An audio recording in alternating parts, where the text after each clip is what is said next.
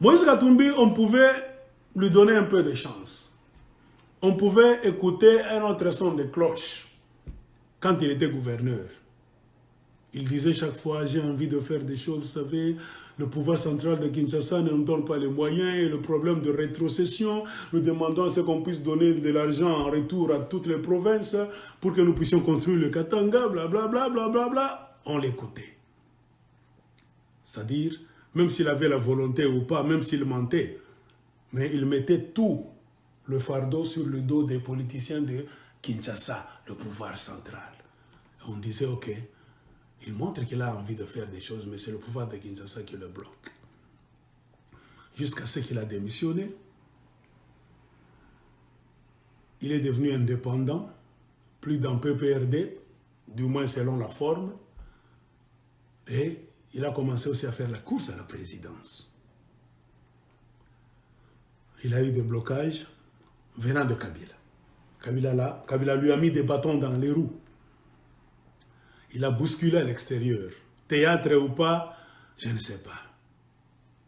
Moïse Katumbi n'a pas su présenter sa candidature à la présidence. Il était obligé, avec les autres politiciens, d'aller dans les négociations, de chercher un candidat commun.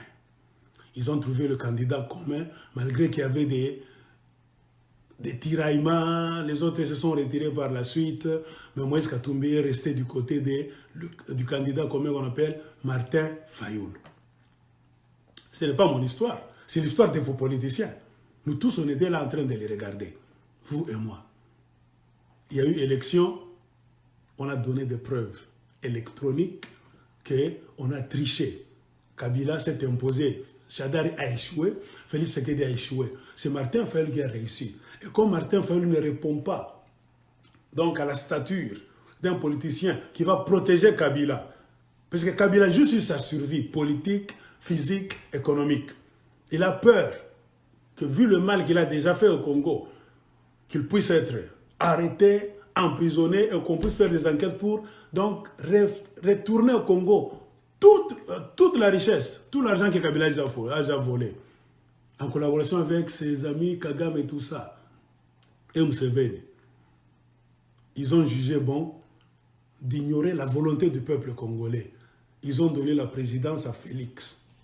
J'avais fait une vidéo, j'avais dit, j'ai eu des informations venant d'un journal ougandais. Félix Sekedi avait fait des voyages en Ouganda et au Rwanda.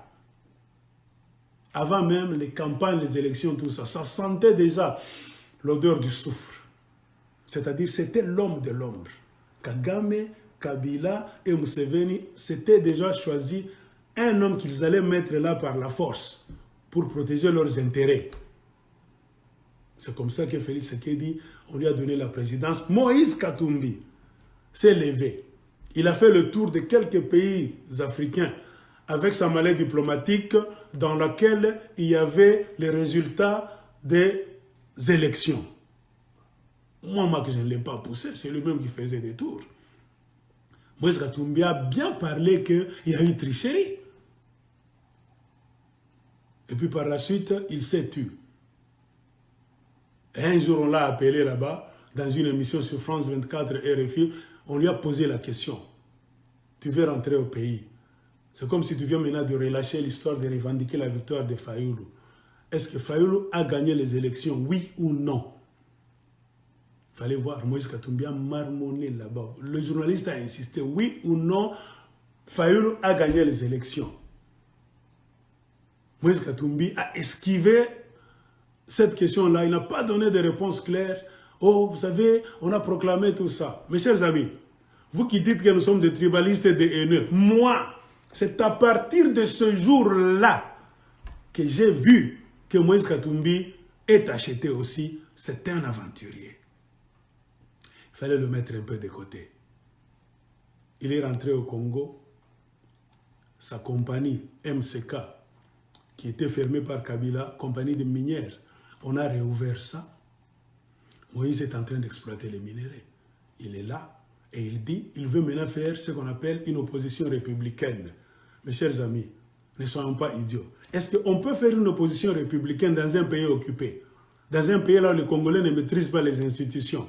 Dans un pays là où la loi n'existe pas. Dans une jungle, il n'y a pas d'opposition républicaine. Dans une jungle comme le Congo, il faut la résistance, et au Congo, et à l'extérieur du Congo. Mais quand Moïse Katumbi s'est laissé dans cette aventure-là, de par sa position, j'ai compris une chose. J'ai dit, ce monsieur aussi est en train de jouer le jeu de Kabila. Soyons francs et honnêtes. C'est à partir de ce jour-là, j'ai dit que même toutes les excuses qu'il donnait quand il était gouverneur, que j'ai envie de faire ceci ou cela, mais c'est le pouvoir de Kinshasa qui me freine. Non. Le monsieur est en train de jouer double jeu. Et remarquez, il traîne les masses. Je l'ai toujours dit, il ne faut plus mâcher les mots. Toutes les masses que Moïse traîne, dans toutes les villes, les villages où il va, regardez un peu, ce peuple-là qui va l'accueillir, du matin jusqu'au soir, qui chante là-bas, qui applaudit des discours là-bas farfelus qui ne valent même rien. Et le peuple rentre à la maison dormir. Si ces gens-là pouvaient sortir pour faire une marche, une révolution populaire, on allait déjà libérer le Congo. Je vous l'ai dit. C'est pourquoi, selon moi, j'ai conclu que Moïse Katumbi joue le jeu des ennemis du Congo. Il est en train d'endormir les Congolais. Il vous réveille comme ça pour vous endormir. Il se met là, il est en train de parler de 2023. 2023, toi tu manges bien chez toi, Moïse Katumbi. Tu as des usines, tu as une compagnie là-bas. Les Congolais sont dans la misère, le pays est occupé, rien n'a changé. Tout ce que vous condamnez est toujours là, Moïse Katumbi. Il y a la misère. Mais tu dis aux Congolais d'attendre en 2023. C'est-à-dire qu'ils continuent à mourir d'insécurité, à mourir de faim, qu'on continue à prendre leur pays par les ennemis, que l'armée de Kagame continue à envahir le Congo petit à petit. Donc, 2019 va finir, 2020 va finir, 2021 va finir, 2022 va finir, et en 2023, c'est quand toi, Moïse, tu vas être candidat à la présidence. Avec quelle loi? La loi de Kabila, qui a déjà fait toutes ces lois là-bas, taillées sur mesure pour le protéger lui, et tu penses que vous allez encore vous plaindre, il y a eu tricherie, il y a eu cela, Kabila comme ça. C'est-à-dire, Moïse Katumbi, c'est de la farce. Moi, Tchèque Congolais. Au lieu de se plaindre en 2023, pourquoi ne pas faire la guerre? Quand vous avez laissé la guerre au milieu, toi, Jean-Pierre Bemba, Moussa Nyamwisi, c'est à partir de ce moment-là que moi j'ai compris que vous êtes des aventuriers. Moussa Nyamwisi a dit non, vous savez, comme ci, comme ça. Il parlait beaucoup. Et il y aura la guerre, il y aura. Oh, maintenant, il a laissé pour dire, il est allé pour travailler pour éradiquer Ebola.